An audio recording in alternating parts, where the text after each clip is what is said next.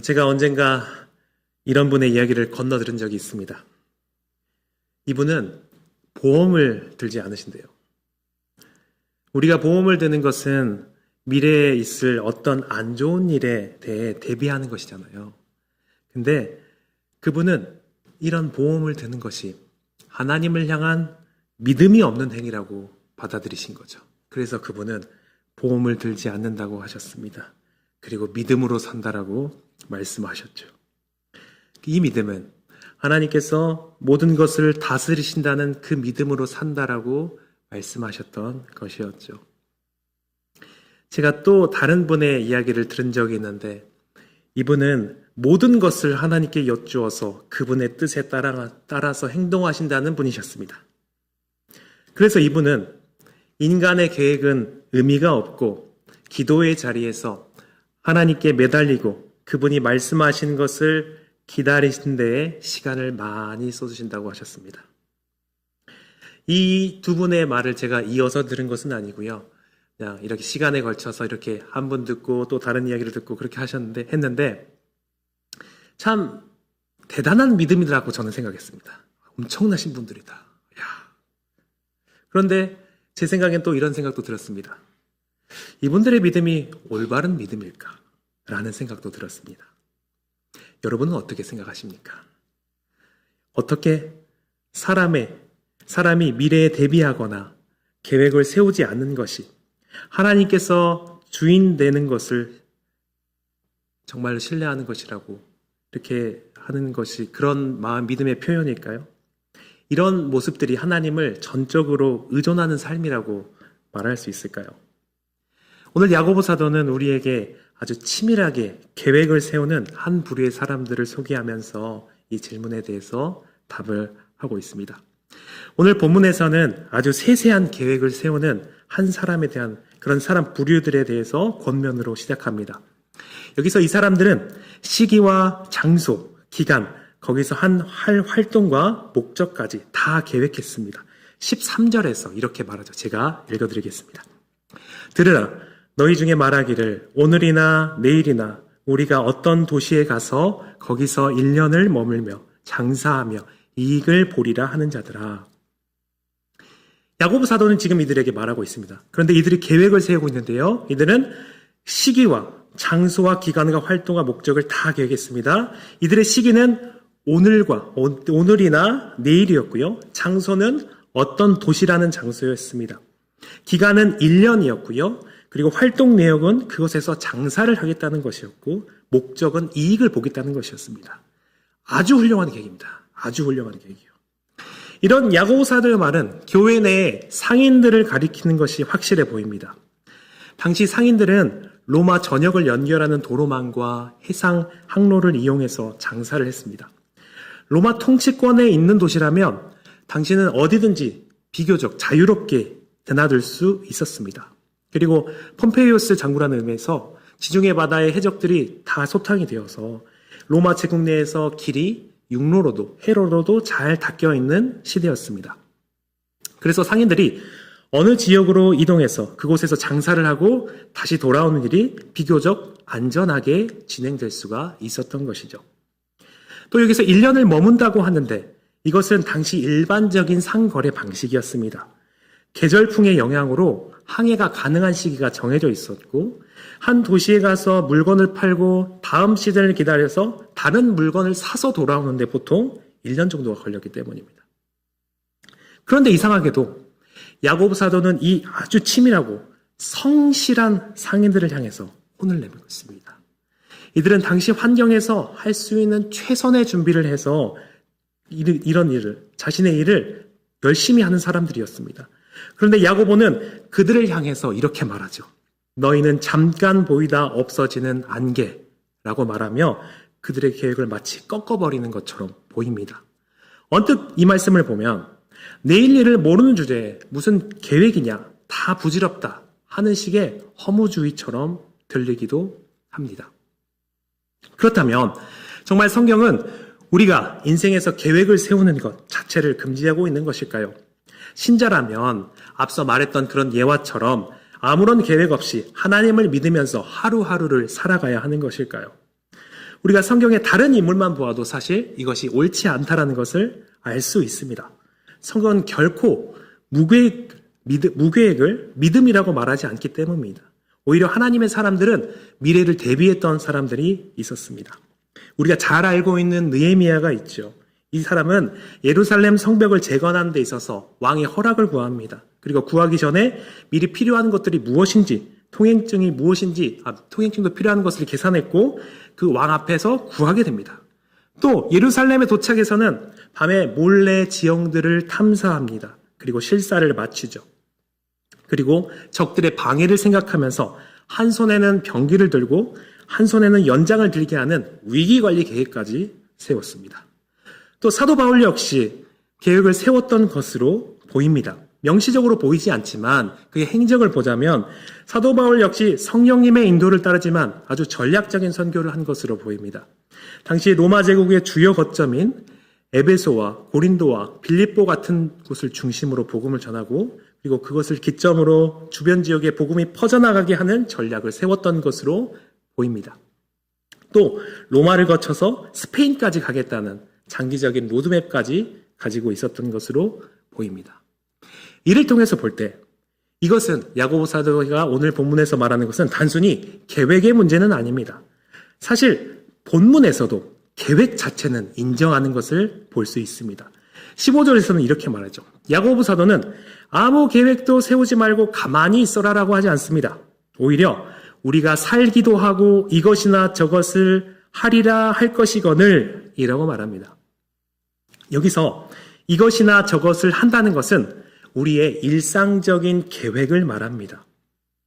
그러니까 우리가 사업이나 취업이나 이사 등을 계획하고 그런 것들을 어떻게 해야 될지 생각하는 것처럼 예비하는 것처럼 대비하는 것처럼 그런 계획을 세우는 것을 의미합니다. 그러니까 야고보 사도도 사실 우리가 일상적인 계획을 세우고 대비를 하는 것이 문제가 아니라고 하는 것이죠. 그렇다면 계획이 죄가 아니고 열심히 장사해서 이익을 남기겠다는 목적도 사실 틀린 것처럼 보이지는 않습니다. 오늘 야고보 사도는 여기에 탐욕을 다루는 것도 아니고요. 그러면 야고보 사도는 무엇 때문에 이들이 잘못했다고 지적하는 것일까요? 야고보 사도가 지적하는 진짜 문제는 계획의 내용이 아니라 그 계획을 끌고 가는 주어에 있었습니다. 본문의 상인들은 장사도 잘했고 계획도 완벽했지만 그들의 문장 속에 단 한 분, 하나님이 빠져 있었습니다. 하나님 없이도 내 인생은 내 계산대로 잘 흘러갈 것이라고 은연중에 믿는 태도, 내일의 시간을 당연하게 여기는 그 마음을 야고보 사도는 지금 잘못되었다라고 말하는 겁니다. 16절을 보면 야고보 사도는 이것을 명백하게 교만이라고 부릅니다. 우리 16절을 함께 읽어보겠습니다. 자, 시작. 이제도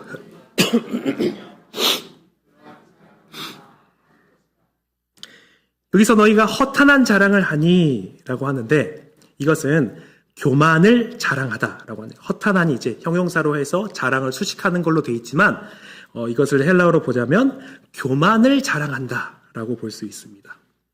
그러니까 이들의 문제는 계획의 문제가 아닙니다. 이들의 문제는 하나님처럼 행동하는 교만함이 문제입니다. 어떤 교만함입니까?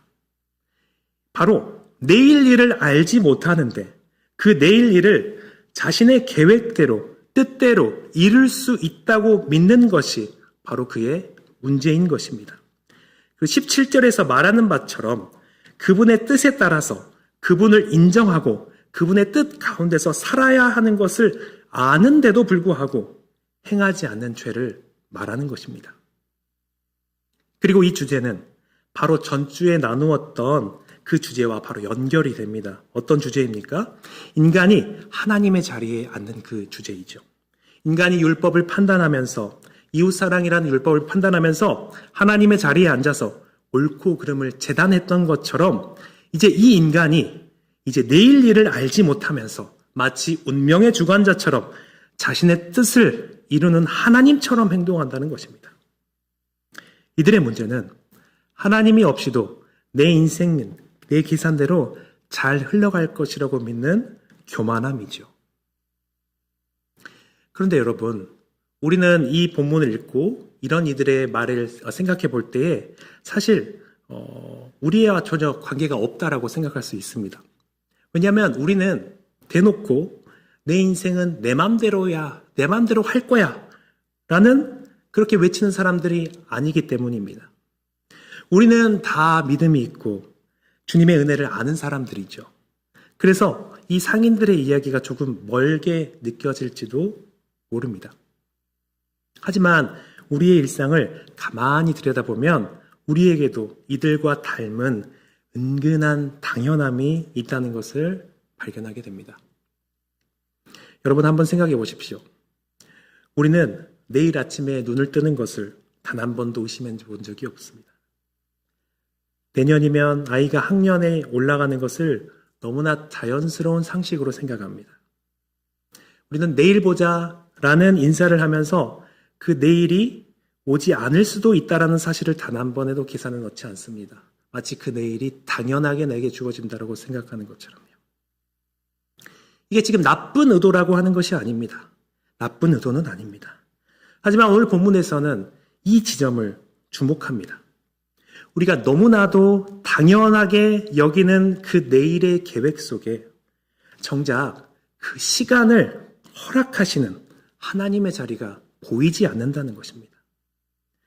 우리는 예수님을 믿는 사람으로서 악한 계획을 세우는 것이 아닙니다. 그리고 오늘 본문에서 이 상인들도 악한 계획을 세우는 것이 아닙니다. 하루를 성실하게 살아갈 계획을 세웠죠. 우리도 성실하게 살려고 열심히 살려고 노력합니다. 그런데 그 성실함의 밑바닥을 가만히 살펴보면 내 인생은 내가 계획한 대로 내 계산대로 흘러가야 한다라는 그 마음이 내 계획대로 흘러가기를 바라는 그 마음이 은연중에 깔려 있습니다. 이것은 내일이라는 시간이 하나님의 주권 아래에 있는 선물이 아니라 내가 오늘을 열심히 살았으니 당연히 받아야 할 보상처럼 느끼는 것이죠. 야고보 사도가 지적하는 교만이 바로 이것인 것 같습니다. 악한 일을 계획하는 것이 아니라 대단한 야심을 품는 것이 교만이 아니라 내 인생을 써내려가면서도 하나님 없이도 조금은입니다. 하나님 없이도 조금은 잘 될 것이라고 생각하는 것. 그 마음이 교만이라고 하는 겁니다. 완전히 잘 되는 것이 아니라 그 조금이요. 그것이 바로 본문에서 말하는 허탈한 자랑, 즉 교만을 자랑하는 것입니다. 결국 이 상인들의 모습은 특별히 나쁜 사람들의 이야기가 아니라 매 순간 하나님을 의식하지 못한 채 내일을 당연하게 여기면서 살아가는 우리 모두의 모습일 것 같습니다. 그렇다면 이런 이들이 오늘 본문을 통해서 자신을 돌아보아야 할 핵심이 무엇일까요? 그것은 바로 15절에 있습니다. 우리 15절을 다 같이 함께 읽어보겠습니다. 천천히 읽어보겠습니다. 자, 시작. 너희가 도리어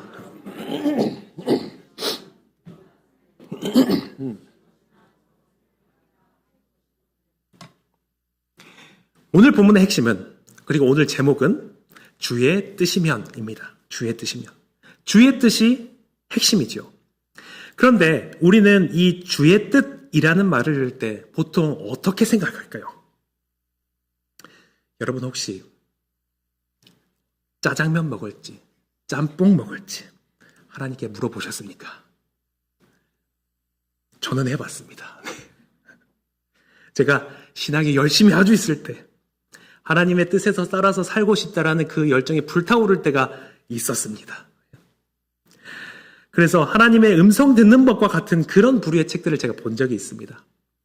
지금 생각해보면 왜 봤나 싶기도 한데 아니까 이제 잘못됐다는 거 알겠죠? 네. 이런 책에서 저자가 이런 식으로 해보았다라고 하더라고요. 모든 면에서 삶의 모든 부분에서 하나님께 여쭙는 겁니다. 하나님 이것을 하면 어떨까요? 이거에도 괜찮을까요? 라고 하더라고요. 그 중에 하나가 밥 먹을 때 뭐 먹을지 메뉴를 물어본다고 하더라고요. 그래서 저도 음식점에 가서 주님 짜장면을 먹을까요? 짬뽕을 먹을까요? 라고 여쭤봤습니다. 그러니까 하나님께서 제게 아무 말씀이 없으셨습니다. 그래서 저는 그냥 짬뽕을 먹었습니다. 네. 이런 종류의 책들에서 이렇게 삶의 많은 부분을 전방위적으로 물어야 한다라고 합니다. 그들이 이렇게 하는 이유는 물론 여러 가지 마음속에 은연중에 있는 죄성들이 있겠지만 겉으로 보았을 때는 하나님의 뜻을 구하는 것이죠. 주의 뜻이 무엇인지 알기 위해서 노력을 하는 것입니다. 그래서 하나님이 이 일에서 어떤 뜻을 가지고 계시는지, 이것을 허락하시는지 아닌지 어떻게 보시는지 살펴보면서 우리가 거기에 따라서 행동하기 위해서 주의 뜻을 구하죠. 우리가 오늘 본문에서 주의 뜻이면 이라는 단어를 읽었을 때 우리가 이런 식으로 우리가 생각하게 됩니다. 하나님이 어떻게 생각하시지? 라고 생각하는 것이죠. 우리도 무엇을 먹을지 정할 때는 묻지 않지만 보통 중요한 일을 할 때 이렇게 여쭙죠. 하나님, 제가 어떻게 해야 되겠습니까? 명백한 인생의 중대한 분기점에서 이 직업을 선택해야 될지, 이 사람과 결혼을 해야 할지, 이 직장을 가야 할지, 이직을 해야 될지, 주식을 지금 사야 할지 팔아야 할지, 아니면 창업을 해야 할지 주의 뜻을 여쭙습니다. 우리가 이렇게 하는 이유는 하나님께서 이 일을 어떻게 여기시는지 알아서 이 일의 결과와 성패를 하나님께 여쭙는 거죠. 저는 이 기도가 무가치하거나 쓸모없다라고 생각하지 않습니다. 이 기도도 하나님께서 기쁘시게 받는다라고 생각합니다. 그런데 제가 오늘 본문에서 말하고 싶은 것은요. 오늘 본문에서 야고보 사도가 말하는 주의 뜻은 이런 게 아니라고 말하고 싶은 겁니다. 오늘 야고보 사도가 오늘 본문에서 말하는 주의 뜻은 정보의 문제, 그러니까 일이 잘 되고 안 되고 하나님께서 이것을 어떻게 보시는지, 이것을 되게 하시는지 막으시는지가 아니라 주권에 대한 인정에 대해서 말하고 있다는 겁니다. 오늘 본문에서 주의 뜻이면이라는 것은 바로 하나님의 주권에 대해서 말하고 하는 것입니다. 13절에서 상인들이 우리가 가리라, 장사하리라, 이익을 보리라 하면서 미래를 자기 손안에 있는 확정된 사실처럼 취급했죠. 그러나 15절에서 야고보 사도는 이 계획이 잘못되었다고 말하면서 올바른 계획의 모습을 말합니다. 바로 주의 뜻이면이라는 조건을 붙입니다. 여기서 주의 뜻이면이라는 것은 아까 말씀드렸던 것처럼 하나님이 여기에서 내 계획에서 어떻게 생각하시는지 묻는 것을 말하는 것이 아닙니다. 하나님이 내 계획을 이것을 허락하시지 말 것인지 그런 것을 묻는 것이 아닙니다. 여기서 쓰인 주의 뜻이면은 헬라어 문법에서 제3조건문이라고 하는 것입니다.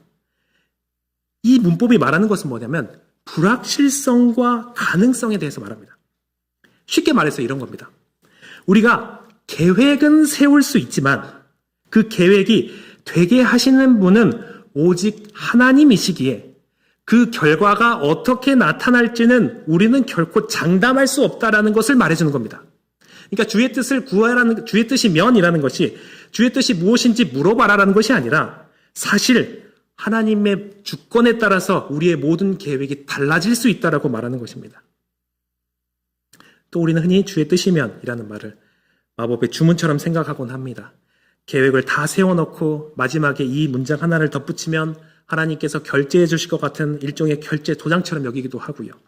혹은 하나님께 구체적인 정보를 여쭤봐서 실패하지 않을 길로만 골라가겠다는 계산도 깔려 있기도 합니다. 하지만 오늘 본문에서 야고보 사도가 말하는 이런 주의 뜻은 다른 것 같습니다. 이 고백은 정보의 문제가 아니라 주권의 포기를 의미하는 것입니다. 이렇게 고백하는 것이죠.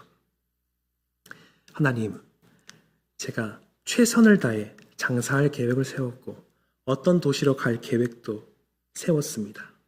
하지만 제가 내일 아침 눈을 뜰 수 있을지, 그 도시에 무사히 도착할 수 있을지, 그리고 그것에서 많은 이익을 남길 수 있을지는 전적으로 주님의 손에 달려 있습니다. 그리고 설령 그것이 제 뜻대로 되지 않더라도 하나님 당신이 옳습니다. 라고 말하는 것이 야고보 말한 주의 뜻이면이라는 의미가 담긴 고백인 것입니다. 내가 당연하다고 생각하는 내일의 삶이 사실은 나의 권리가 아니라 하나님의 주권적인 호의라는 것을 깨닫는 것입니다. 우리가 숨쉬는 매 순간이 오늘 일하는 시간이 내가 잘나서 쟁취한 결과물이 아니라 하나님이 허락하셔야만 우리가 얻게 되는 선물이라는 것을 인정하는 것입니다. 따라서 야고보 사도가 우리에게 요구하는 바는 단순히 계획을 수정하라는 것이 아닙니다. 주의 뜻을 물으라는 것도 아닙니다. 우리가 무지함과 겸손함을 가지며 겸손함을 인정하며 내 인생의 주인으로 하나님을 모시라라고 하는 것이죠. 그렇다면 이제 우리는 어떻게 살아야 될까요? 주의 뜻이 내가 알아낼 수 있는 정보가 아니라 하나님의 주권에 달린 문제라면 우리는 이제 무엇을 붙들고 살아야 하나, 무엇을 붙들고 기도해야 되나 라는 막막함이 찾아옵니다. 내일 일을 전혀 알 수 없는데 그럼 그냥 가만히 앉아 있어야만 하는가 라는 생각이 들기도 하죠.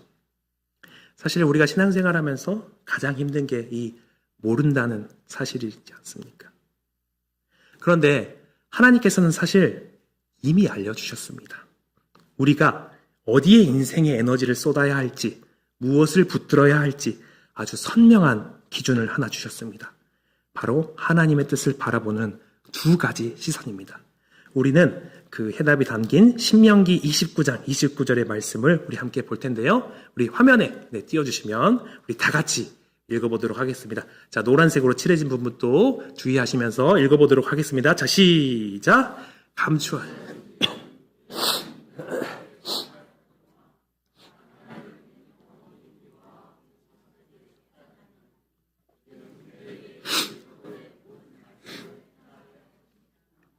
아멘.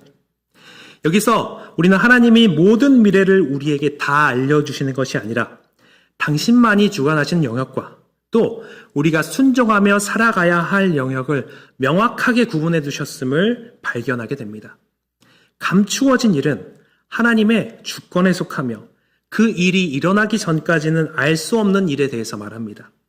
바로 오늘 본문에서 주님의 뜻이 바로 여기에 속하겠죠.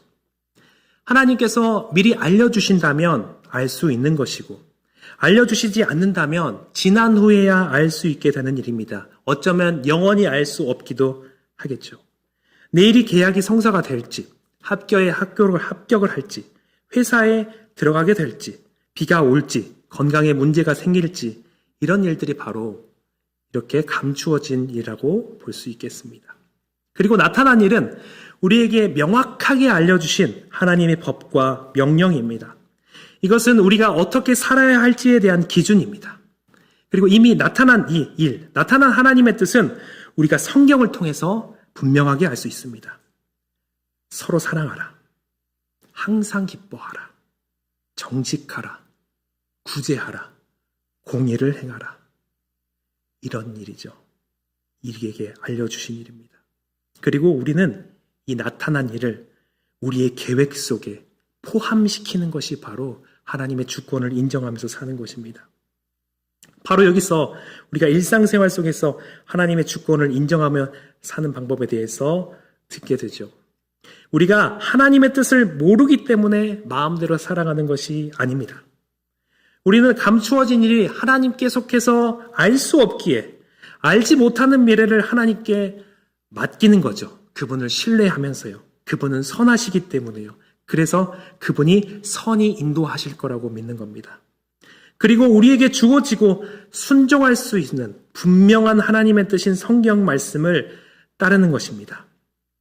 우리는 나타난 일, 다시 말해서 서로 사랑하는 것, 구제하는 것, 봉사하는 것, 위로하는 것, 덕을 세우는 것 같은 일들을 우리 삶의 전 방위에서 행하는 것입니다. 계획을 세워서요. 그 계획 가운데서, 삶 가운데서 이것을 포함시켜서 살아가는 것입니다. 내가 세운 계획이 성공할지 실패할지는 하나님의 감추어진 영역 속에 있습니다. 하지만 그 계획을 세우는 내가 지금 정직한지, 이웃을 사랑한지, 주님의 영광을 구하는지는 이미 성경에 다 나와 있는 드러난 영역입니다. 다시 말해서 우리가 우리 계획 속에서 하나님의 주권을 인정한다는 것은 그분이 우리에게 분명하게 명령하신 것들을 행하기 위한 삶을 산다는 것입니다. 그리고 거기를 위한 계획을 세운다는 것입니다. 이 나타난 뜻인 하나님의 말씀을 우리 삶의 계획에 포함시키고 그에 따라서 살아가는 것이 바로 우리가 그분의 주권을 인정하고 살아가는 것입니다. 결국 주의 주권을 인정한다는 것은 알 수 없는 결과에 매달려서 불안해하는 인생을 멈추고 분명히 알려주신 말씀에 내 삶의 모든 에너지를 쏟아붓는 것입니다. 내일의 성공 여부는 하나님께 맡겨드리고 오늘은 내게 주신 새 계명에 순종하는 삶을 사는 것을 의미하는 것입니다. 그렇다면 우리가 그분의 주권을 인정하며 살기 위해서 구체적으로 어떻게 해야 될까요? 두 가지를 살펴보고 마치도록 하겠습니다. 첫 번째로는 하나님의 뜻을 분별하는 삶을 살아야 됩니다. 우리가 흔히 하나님의 뜻을 구한다, 분별한다 라고 할 때 자꾸 미래를 알아맞히는 거라고 그 일의 결과를 아는 것이라고 생각하곤 합니다. 이 사업이 대박 날까요? 이 집을 지금 사야 될까요? 이걸 감추어지는 것을 알아내는 것을 마치 하나님의 뜻을 구하는 것이고 분별하는 것이라고 생각하곤 합니다. 하지만 오늘 본문에서 말하고자 하는 분별은 그것이 아닙니다. 내 계획의 항목이 아니라 그 계획을 세우고 실행하는 방식 속에서 하나님의 성품이 녹아 있는가를 확인하는 것이 분별이죠. 내가 그 세운 사업 계획서 속에 누군가를 속이지 않는 정직이 있는가 살피는 것입니다. 내가 그 이익을 남기려는 목적 속에서 연약한 이웃을 향한 사랑과 공의가 담겨 있는지 보는 것입니다. 내일의 수익률이라는 감추어진 뜻에 매달리면서 불안해하기보다 나타난 뜻에 내 계획을 마치고 있는지 먼저 살피는 것이 분별이라고 할 수 있을 것 같습니다. 두 번째로는 내가 세운 계획이 어그러질지라도 하나님의 주권을 인정하는 삶을 의미합니다. 우리는 최선을 다해서 계획을 세워야 됩니다. 삶이 호락호락하지 않잖아요. 열심히 해야 됩니다. 느헤미야처럼 치밀해야 되고 누구보다 성실하게 땀을 흘려야 됩니다. 하지만 우리가 기억해야 할 점이 있습니다. 우리가 아무리 완벽한 엑셀 파일을 만들어도 하나님이 아니, 이 길은 아니야 라고 하시며 그 길을 막으실 때가 분명히 있다는 것입니다. 그리고 바로 그때가 우리 신앙이 진짜인지 가짜인지가 드러나는 순간입니다. 하나님의 주권을 인정하는 사람은 내 계획이 빗나갈 때 절망하거나 분노하며 주저앉지 않습니다. 대신 그분을 신뢰하죠. 왜냐하면 그분이 나를 사랑하신다는 것을 알고 나의 계산보다 그분이 훨씬 더 뛰어나신 분이신 것을 알기 때문입니다. 그 확신이 있기 때문입니다. 그래서 내 계획이 무너진 그 자리가 사실은 하나님의 더 좋은 계획이 시작되는 자리인 것을 알기 때문에, 믿기 때문에 그러는 것이죠. 그러니 계획 때문에 계획대로 되지 않는다고 해서 인생이 끝날 것처럼 낙심하지 않는 것을 의미하는 것입니다. 말씀을 정리하겠습니다. 오늘 우리는 야고보서의 말씀을 통해서 미래를 계획하는 삶과 하나님의 주권을 인정하는 삶이 어떻게 조화를 이루어야 하는지 살펴보았습니다. 성경은 결코 무계획을 믿음이라고 말하지 않습니다. 느헤미야나 바울처럼 우리도 최선을 다해 내일을 준비하고 치밀하게 계획을 세워야 합니다. 하지만 야고보 사도가 경고하는 진짜 문제는 계획 그 자체가 아니라 계획 속에 하나님이 빠져있는 교만을 말합니다. 내일 시간을 당연한 나의 권리로 여기고 내 계산대로 모든 것이 흘러갈 것이라고 은연중에, 대놓고가 아닙니다. 은연중에 믿는 태도가 바로 그 교만을 자랑하는 것입니다. 우리가 붙들어야 할 핵심은 주의 뜻이면에 담긴 하나님의 주권입니다. 이것은 단순히 미래의 성패를 미리 알아맞히는 정보의 문제가 아니고 감추어진 미래의 결과는 하나님의 영역에 맡겨드리고 우리는 우리에게 나타난 일인 하나님의 말씀에 집중하는 것을 의미합니다. 이번 한 주간 우리의 일상 계획 속에서 나타난 하나님의 말씀에 순종하기를 원합니다. 내일의 수익률이나 성공 여부 같은 감추어진 뜻에 매달리면서 불안해하기보다 지금 내가 세운 계획의 방식이 정직한지 그 목적이 이웃을 향한 사랑과 공의에 닿아 있는지를 점검하면서 나타난 하나님의 뜻에 먼저 순종하기를 원합니다. 내일의 여부는, 그 결과는 하나님의 손에 있습니다. 그러니 그 결과에 대한 염려는 주님께 맡겨드리고 오늘 우리에게 주신 말씀의 길을 그저 한 걸음씩 한 걸음씩 걸어가는 청지기의 삶을 사시는 우리 모두가 되시기를 예수님의 이름으로 축복합니다.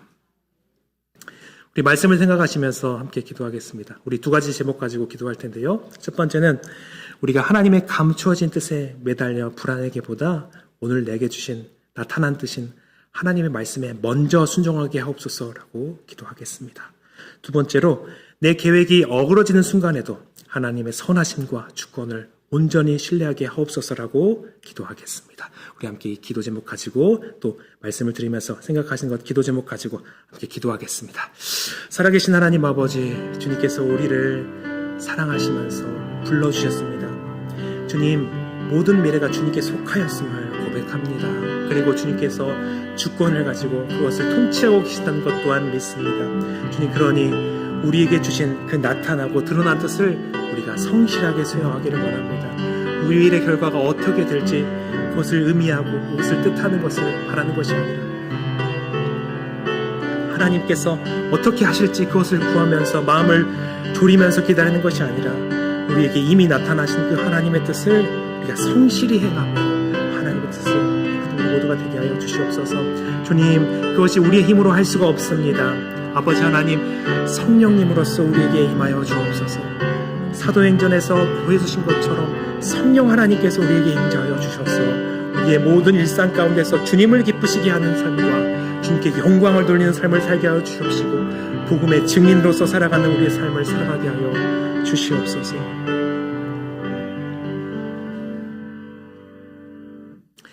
살아계신 하나님 아버지, 모든 미래를 통제하시고 주권을 가지고 우리를 사랑하시는 하나님 아버지, 주님, 우리가 통제할 수 없는 여러 가지 미래의 것들을 바라보면서 주님의 뜻을 구하면서 마음을 졸이는 삶이 아니라 주님께서 우리에게 분명하게 나타내신 그 하나님의 뜻을 실천하면서 우리가 기쁨을 얻게 하여 주시옵소서. 하나님 아버지, 주님, 또한 내 계획이 어그러지는 순간에도 하나님의 선하심과 주권을 온전히 신뢰하게 하여 주옵소서. 나의 계획보다, 나의 계산보다, 내가 뜻한 바보다 주님께서 더 지혜로우시고 주님께서 더 선하시고 주님께서 나보다 나 자신을 더 사랑하신다는 것을 신뢰하면서 내 계획이 어그러진 자리에서 하나님을 사랑하는 마음으로 우리에게 주어진 새 계명과 구제와 공의를 행하는 일들을 우리가 행하게 하여 주시옵소서. 이것을 통하여서 주의 복음과 주의 살아계심을 증거하는 우리 모두가 되며 하나님을 더욱더 깊이 알아가는 우리 모두가 되게 하여 주시옵소서. 이렇게 일하실 주님을 믿사오며 예수 그리스도의 이름으로 감사드리며 기도드립니다.